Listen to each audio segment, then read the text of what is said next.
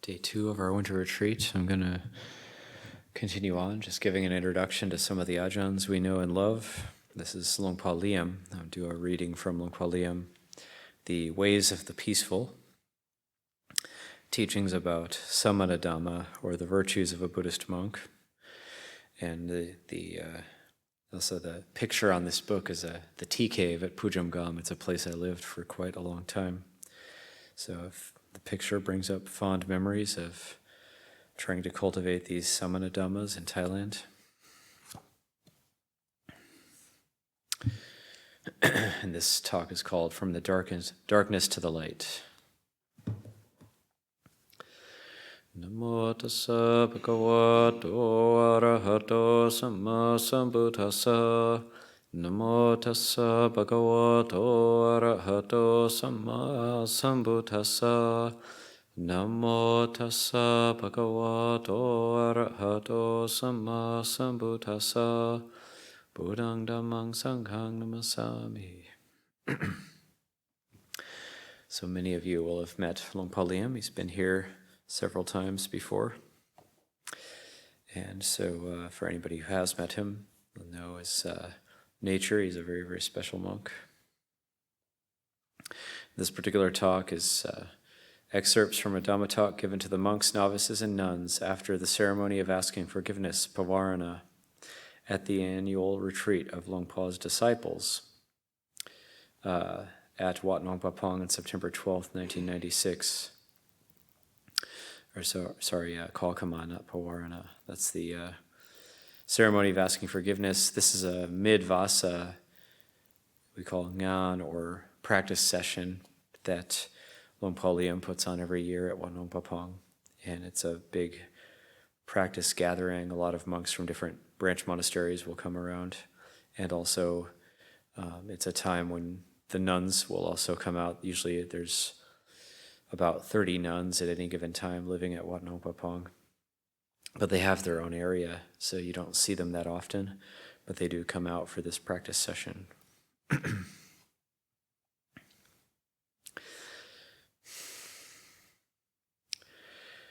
In our practice, we constantly have to remind ourselves that all of us need to begin like children. We can't be like adults right from the start. At first, we are not yet purified and keep falling into states of dirtiness. We live in the mud and mire like a lotus that hasn't yet bloomed and still depends on the dirt for nourishment. We are the same. When we are born in the world, we are not yet fully mature, ready, and complete, but come with the burden of having to fight obstacles of all kinds. There is happiness and suffering, good and bad, right and wrong. To experience this is normal for an unenlightened person who still has dust in their eyes. That someone who has dust in their eyes could experience the brightness and clarity of being unburdened with suffering and drawbacks. That someone who has dust in their eyes could experience the brightness and clarity of being unburdened with suffering and drawbacks cannot be. In the beginning, there are always hardships. There always has to be suffering. This is just normal. It's like we live in the dark. Living in the dark is not as pleasant as one might wish. There's always a certain feeling of discomfort and uneasiness. In this state, we are still not free from dependence, are not yet wholly accomplished. We still experience a bit of happiness and a bit of suffering from time to time, some satisfaction and dissatisfaction.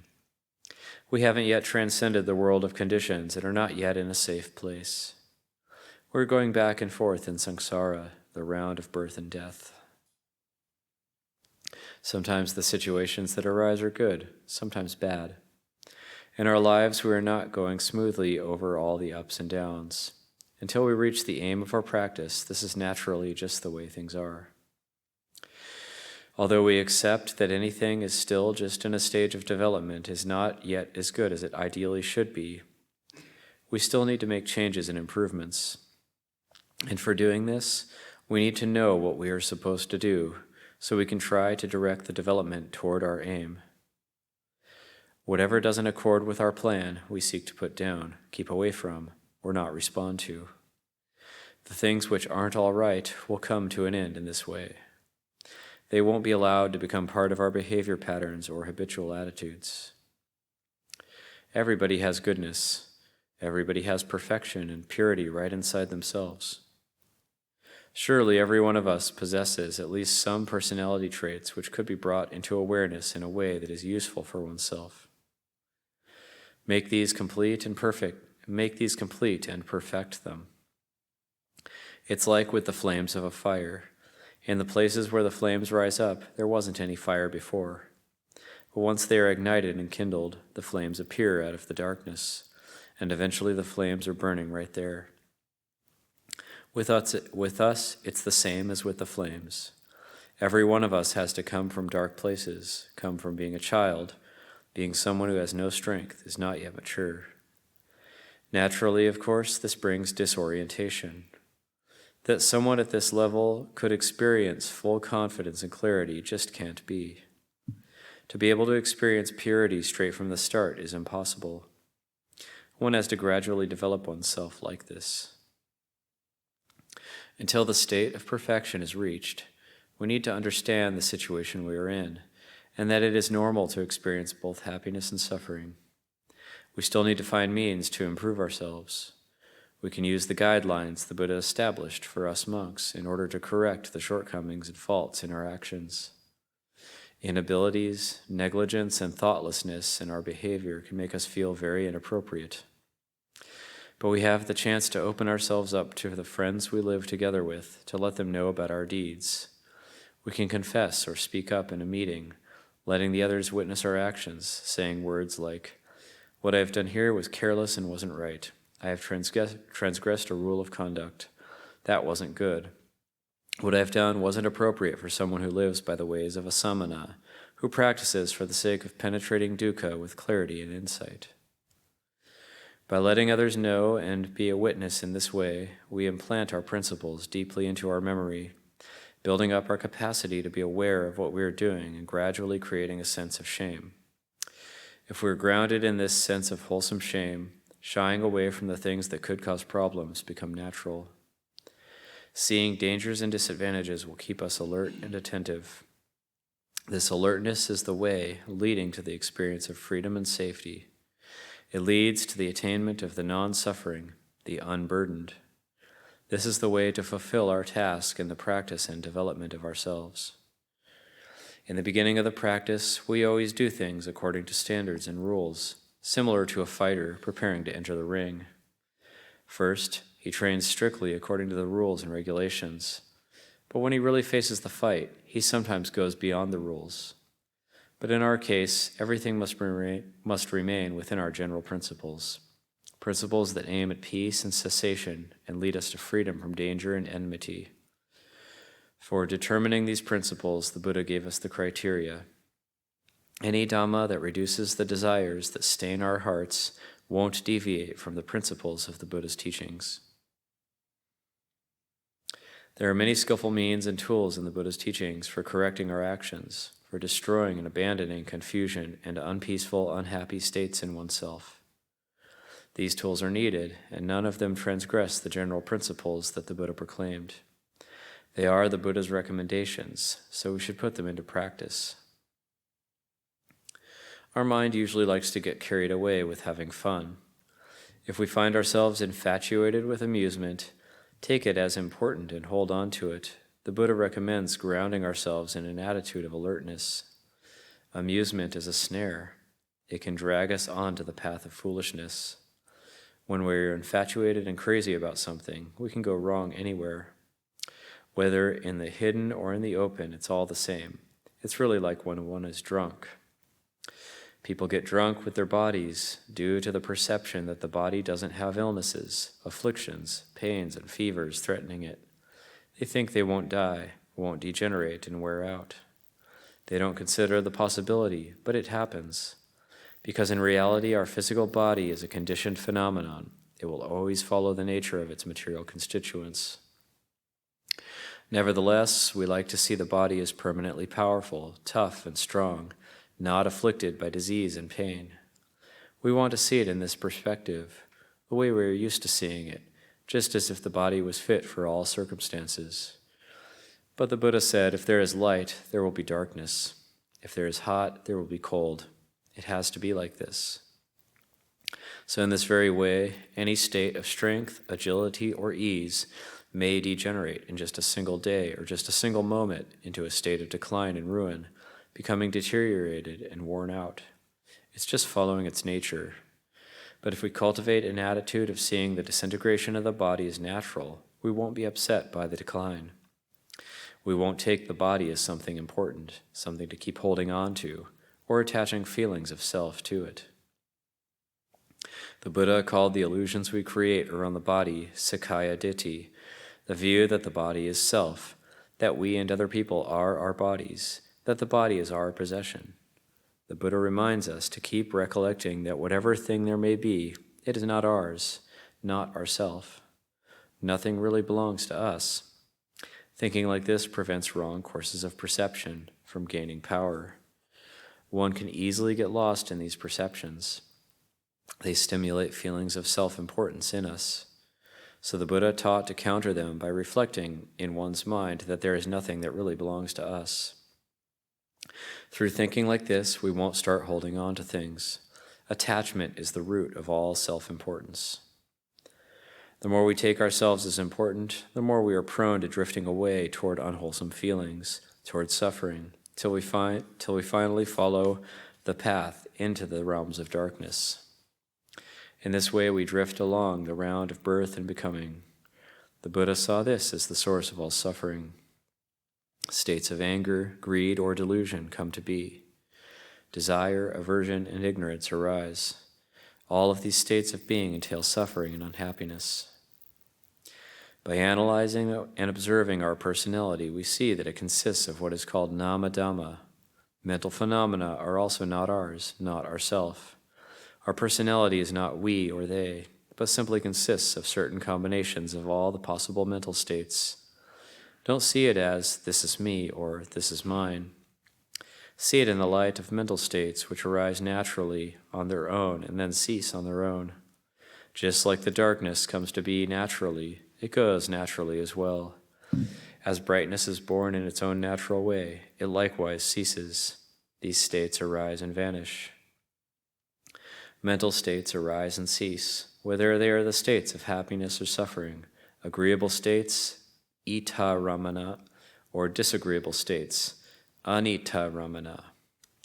These two are what we call the worldly dhammas, attributes that dominate the hearts and minds of beings living in the world. So ita ramana refers to the things, pleasant things that happen to us, whether it's status, praise, pleasure, gain. Anita ramana refers to their opposites, which is loss of status, criticism, pain, and so on. These two are what we call the worldly dhammas, attributes that dominate the hearts and minds of beings living in the world. Seeing the worldly dhammas simply as elements of nature, we won't make the assumption that we are happy whenever we feel happiness, or that we are suffering whenever we feel suffering. There is nothing like our goodness or our badness either. We see these attributes, but they are just aspects of Dhamma, each being merely one of the possible states of Dhamma. There's nothing special about it. Feelings are just feelings. Happiness is just happiness. Suffering is just suffering. Only that. Having arisen, it all ceases. We don't have happiness and suffering. We don't take interest in them. They're just attributes of the mental objects that come up, just that much. The worldly dhammas appear and vanish according to their own conditions. Finally, if we don't show interest in them, don't support and give importance to them, they lose their existence. The fantasies our mind spins, the sankharas, can be seen in a similar way. Sankharas are states of proliferation. They come and disturb us all the time, and by giving importance to them, we keep feeding them. So, of course, they continue to provoke and challenge us. Naturally, then, we are constantly subject to feelings of up and down and states of confusion. We don't have freedom. We're not even a refuge to ourselves for a second, due to the importance we give to these states of mind. The Buddha teaches us to be aware that sankharas are impermanent states. They're not durable. We shouldn't build up the perception that they last forever. It's their characteristic that having arisen, they cease. We should see sankharas as being nothing more than changing states of the elements, nothing but nature in the end. We aspire to experience full accomplishment in the Dhamma. At least, we'd like to have mindfulness and clear awareness of ourselves, so we start the training from this place. Normally, people start off with their emotions and moods, letting them lead the way. The people out in the world think their moods are what counts.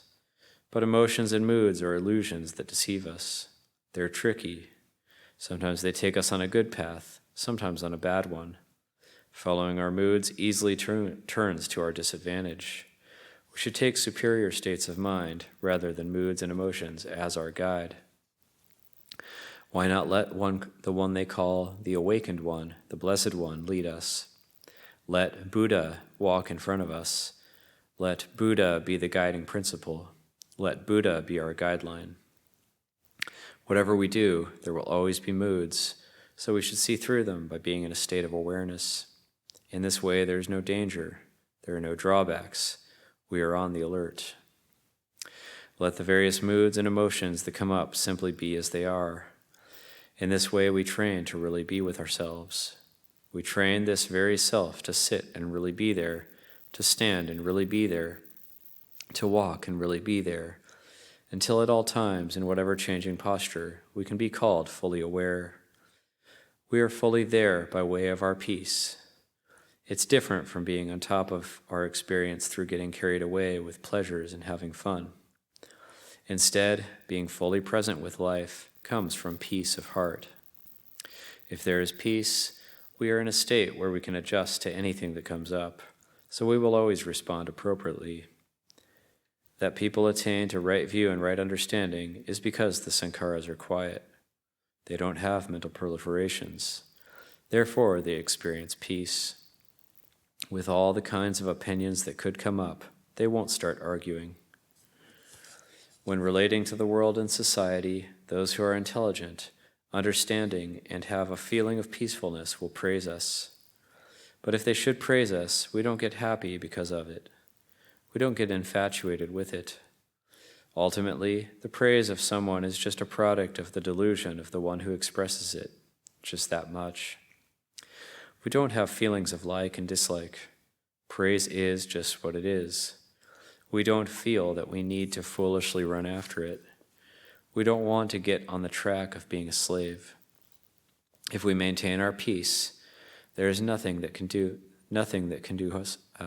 If we maintain our peace, there is nothing that can do us harm. Even if others should blame, criticize, or condemn us, making us subject to suspicions out of enmity, we nevertheless have peace. We have peace toward the mental states we don't wish to have, the anita ramana, which don't go according to our likes.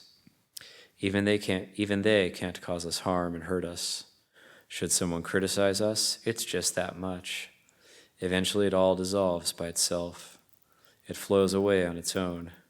This is where the worldly dhammas can't dominate us, since we have nothing but peace in our hearts.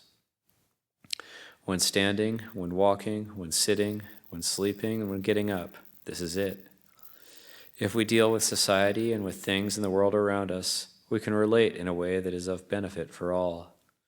We don't go astray and drift off. We behave like one who can let things be. We behave like samanas or anagarikas, those who are not bound up. This is the way we train. Training ourselves like this is really peaceful.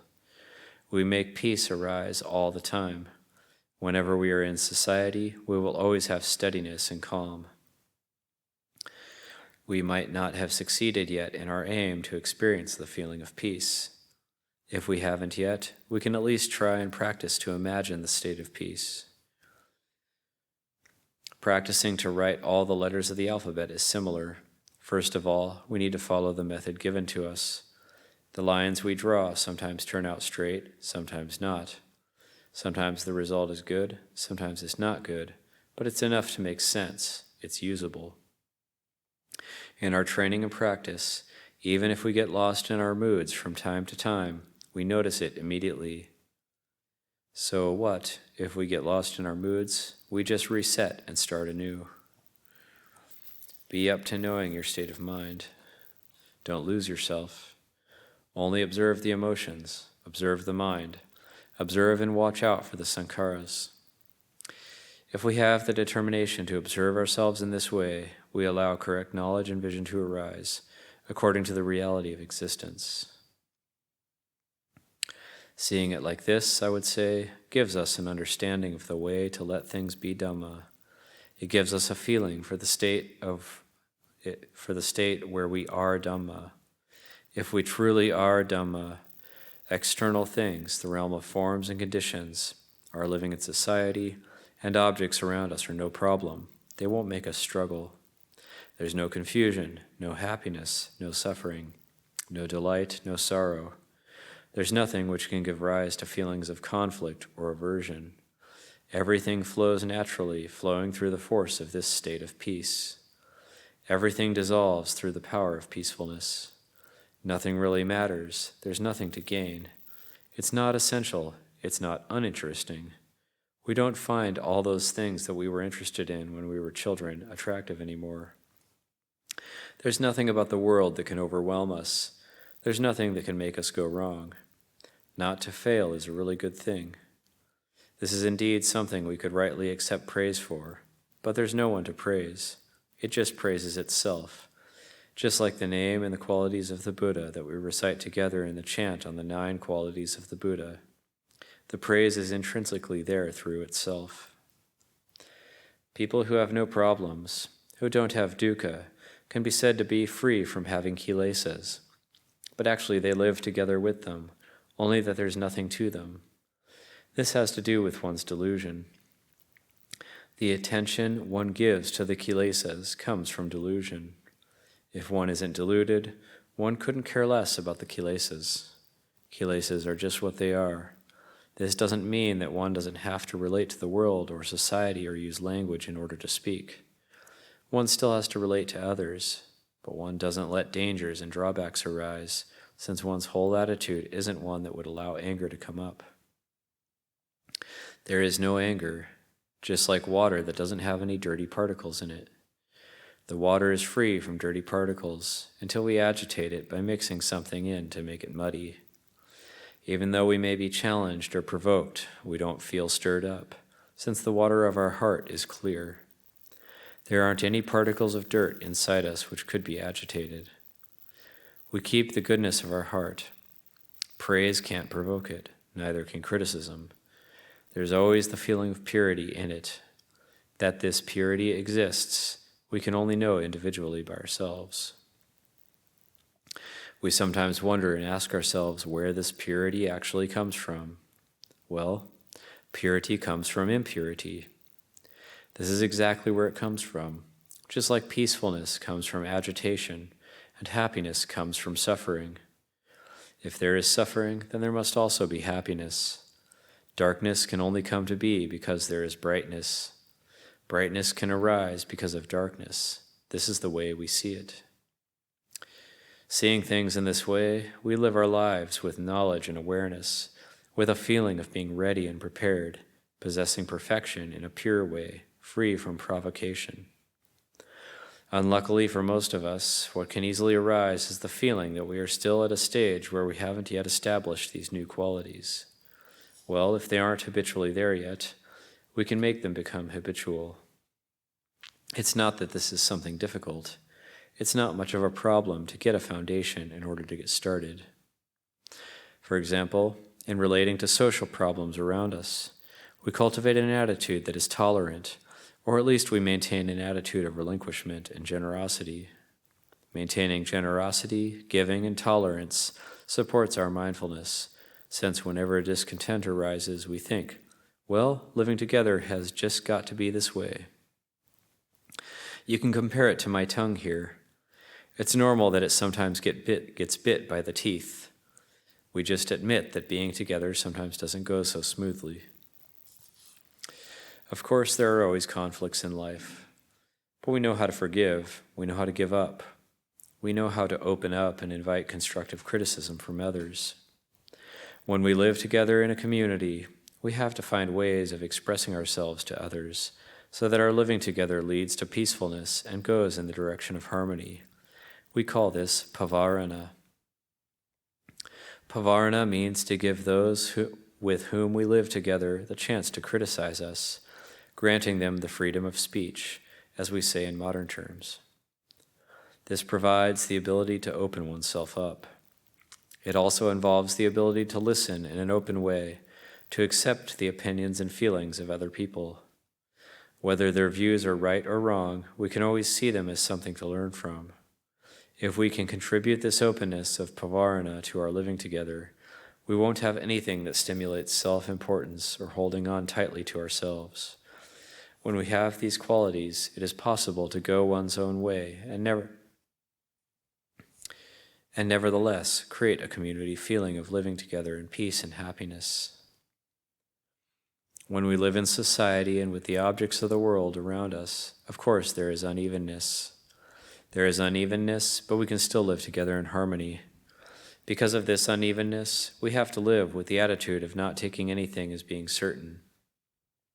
We have to live in accordance with the underlying principles of reality. We live in uncertainty, but we create a feeling of certainty. There is change, but in this there is stability. There is suffering, but there is non-suffering there as well. We have a feeling of not self, but right in there we have a feeling of self. The deathless, the Dhamma that doesn't die, lies right here as well.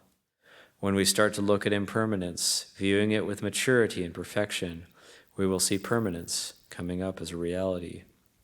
This is similar to contemplating our mental proliferations, the sankharas.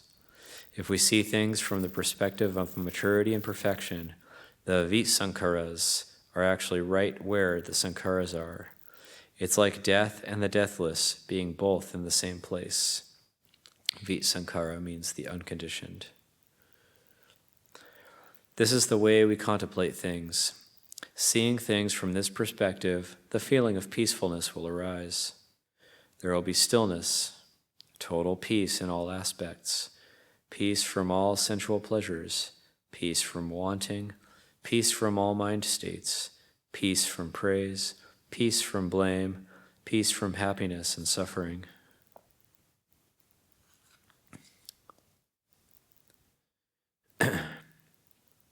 So if we experience both sukha and dukkha in our practice, this is not a problem. We just need to try and not be negligent. There will always be a bit of sukha here and a bit of dukkha there. This is what I experienced. Thinking about myself, when I was new to the principles of life in the yellow robes, I didn't know anything. I didn't come with the expectation to take on this lifestyle for all my life either.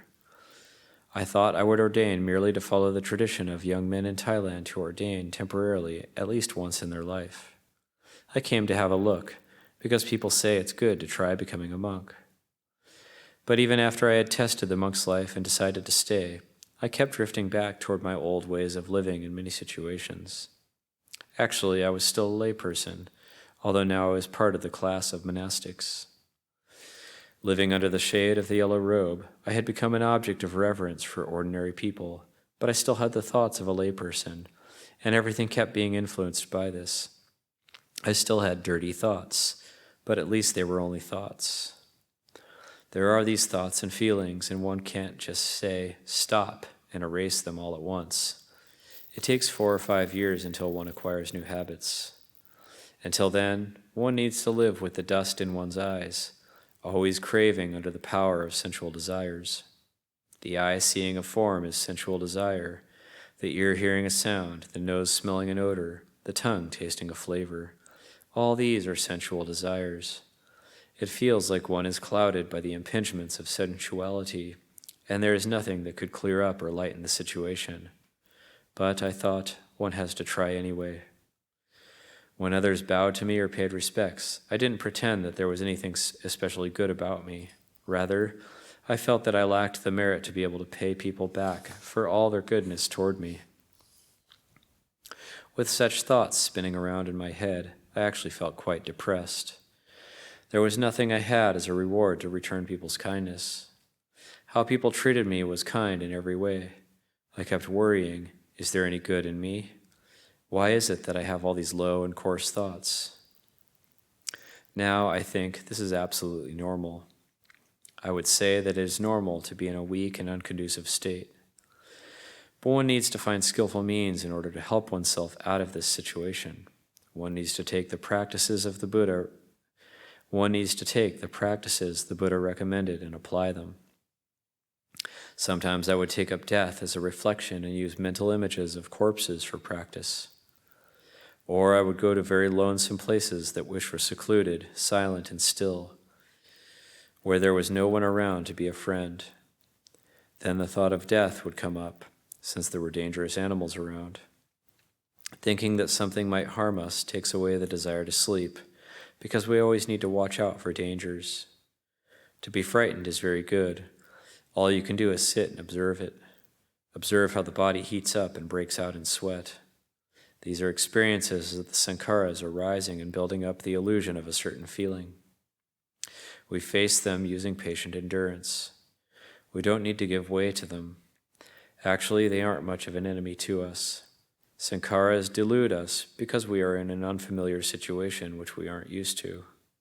Experiences like this are simply aspects of the unknown, so we need to try to understand them over and over again. For understanding a phenomenon, it doesn't make sense to wash it away.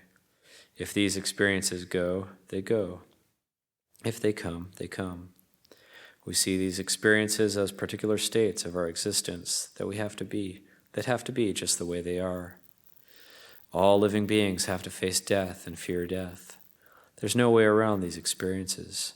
We accept them as something natural for beings living in the world.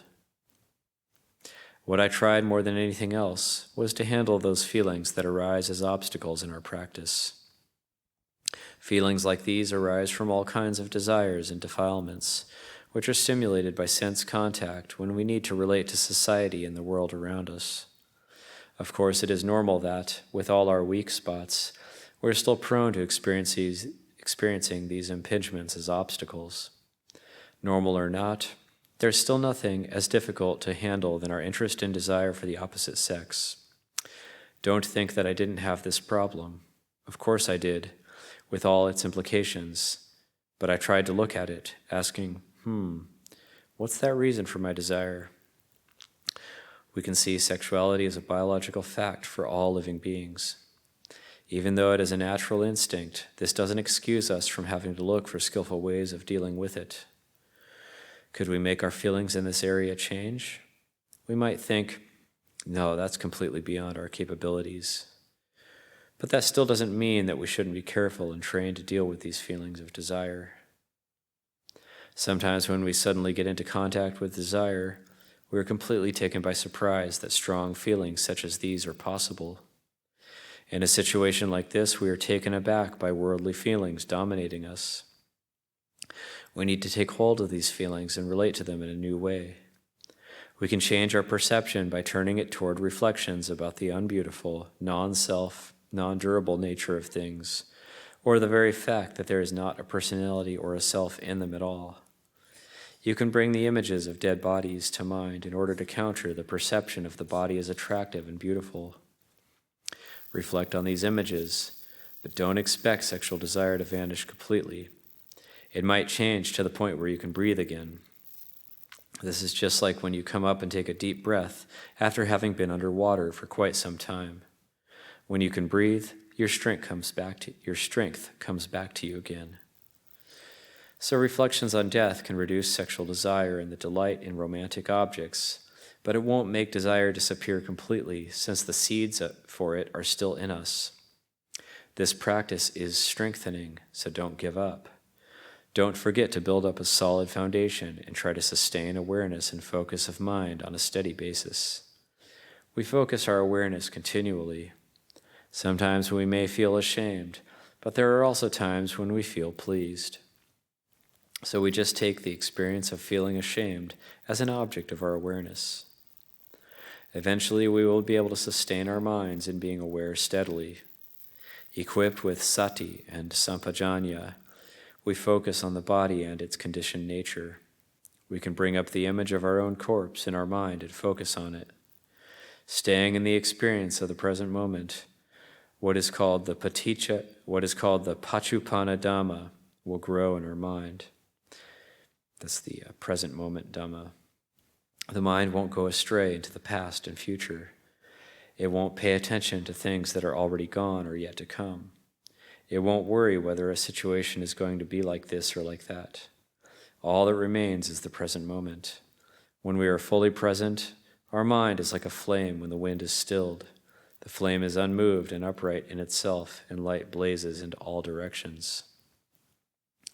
It doesn't matter whether we have our eyes closed or open, or what our particular posture is. We always have the feeling that we are a refuge unto ourselves. Still, an experience like this may not always be good. It still has negative sides. In my case, I took it as an experience that comes entirely by itself. I hadn't tried to force it to arise. It all came by itself. The experience that arose was similar to what is called obhasa, a bright light or clear radiance, which is considered to be one of the vipassana upakilesas. What arose was a bright radiance and happiness in myself. But it wasn't the case at all that I got deluded or carried away with it. This happiness was simply there by itself, even when resting or sleeping. What it is and when it comes, one doesn't know. There is simply the experience of it, an experience of uninterrupted wakefulness that sustains itself all through the day and night. Even when the body sleeps, it rests in this happiness. All this comes by itself. An experience of bliss like this can last for a period of 1 or 2 days, and then it may change again. There's nothing unusual about this. Things simply change. The happiness in this experience isn't the usual happiness based on liking and disliking. It is the rapture and gladness that the Buddha calls piti, an ongoing joy throughout the day and night, whether sleeping or awake. There's nothing to compare with this happiness. If we have such an experience of piti, we need to establish the awareness in ourselves that, having arisen, an experience like this will also be subject to change, and we need to uphold mindfulness and stay with this awareness of change. Over long periods of time, our experience will indeed change, maybe even to extreme, incomparable, heavy suffering. But we should sustain our mindfulness, saying, "Oh, this suffering is really suffering." Thus we remain mindful of it. We watch and see, knowing that having arisen, the suffering must also cease. Seeing suffering in this way is actually quite fun. Not sure about that. He's quite tough. We see it, suffering all day, suffering all night. Oh, we want to cry, but there's no point in crying. We want to laugh, but there's no point in laughing.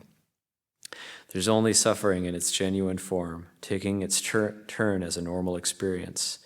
And we observe it, knowing that having arisen, it will also have to cease again. This is what we can feel when we really observe ourselves. After a while, things will change again. Sometimes, after 1 or 2 days, our experience will go toward happiness again. Happiness in the morning, happiness in the evening. Walking, sitting, standing, we experience happiness. We feel that our task is only to watch and follow this experience by knowing and seeing, keeping up mindfulness over long periods of time. Then, when we sense that we have been doing our task in practicing this way long enough, we sit down in meditation. We sit and develop samadhi. We sit with mindfulness well established. All by ourselves we keep sitting, and then another change may take place. We experience peace, coolness, and tranquility. We aren't concerned with our body. We experience a feeling of lightness of the body as if there was not a me, not a self. There is complete lightness. This is a refreshing and cooling experience. One feels peaceful and secluded. The sankharas are stilled. All the proliferations have ceased. The continuous changes of ups and downs, liking and disliking, have disappeared. This is not something that we have created by ourselves. It is where the practice takes us if we follow the natural course of our training. If you are determined to practice in a similar way, be aware that experiences like these can only arise specifically in the course of one's individual practice. If you want to follow this path, Don't follow it in a worldly way. This won't be much good. Just like the Buddha warned his first 5 disciples not to take the path of worldly, unenlightened people who follow merely their own moods. Don't follow your moods. Be ahead of your moods. If something satisfies you, see it as just a state of mind. If something frustrates you, see it as just a state of mind. If you're pleased with something, it is simply one of the ways that pleasure manifests. Don't give way to relating to these experiences in a deluded way. We need to walk following in the footsteps of the Buddha in terms of knowing ourselves and knowing for ourselves, just as expressed in this little Thai saying. Know how to, look and figure it out, try and speak it out, go and carry it out. So today, as you have come to show your respect to me, I'd like to say that I don't take these ceremonies as too important for me as a person, but they are still a nice expression of our relationship toward each other when we are living together. At this time, I don't have any more points of reflection for our journey together. May this be useful to your understanding in some way or another. Your listening is a chance for us to get in touch with each other. May we also work on our practice in the same way. Sadhu.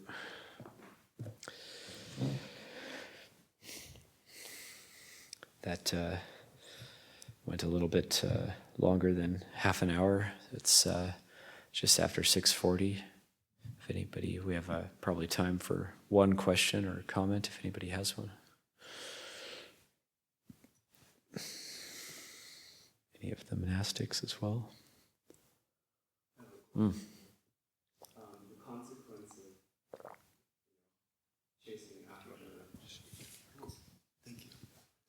the consequence of chasing form, or like the Dhamma, or was it Nama Dhamma, is suffering, right, or attachment, or it can lead to suffering. What about chasing non-form? Is that even possible? Just a hypothetical question. Might be a good question for Longpa Liem when he visits. But I think the point he's making is any type of chasing, any type of, say, grasping at anything, at any state, as something that, because non-form is actually the Nama Dhamma that he was talking about is non-form. The mental things they're just mind, so they take a unformed, they're not like physical form. So non-form, chasing after non-form would also be suffering, because if you're chasing after things that are fleeting or impermanent, then, or after, say, a mind state of brightness. He was talking about this vipassana upakilesa, this incredible brightness that was arising in his mind through the course of the practice. And many of the other Ajahns talk about this as well throughout the course of when they reach the more advanced stages of their practice. They have this incredible brightness in their mind, and then having to actually investigate the incredible brightness and radiance, which seems to last 24 hours a day, and see that it too is unstable, and let go of the attachment to that as well, because when something, and that something like that is very easy to get attached to, and it becomes a danger later on at those more advanced stages when the mind is in a very, very subtle state. So the point being that any type of seeking, grasping, or clinging would lead to suffering, however refined. But at those stages, the suffering is going to be much more refined. There's a teaching by Ajahn Kao. He's a very senior disciple of Ajahn Mun, and he touches on this point. He said, at a very advanced stage, there was a certain point when even like pleasure was experienced as suffering. So normally we like pleasure. It's pleasure. It's pleasurable. But he got to a point where his mind was so refined that even when something pleasurable happened, it was experienced as suffering. So, but that's more seeing the suffering that's just inherent in the movement of the mind. Okay. can try it out. Thank you.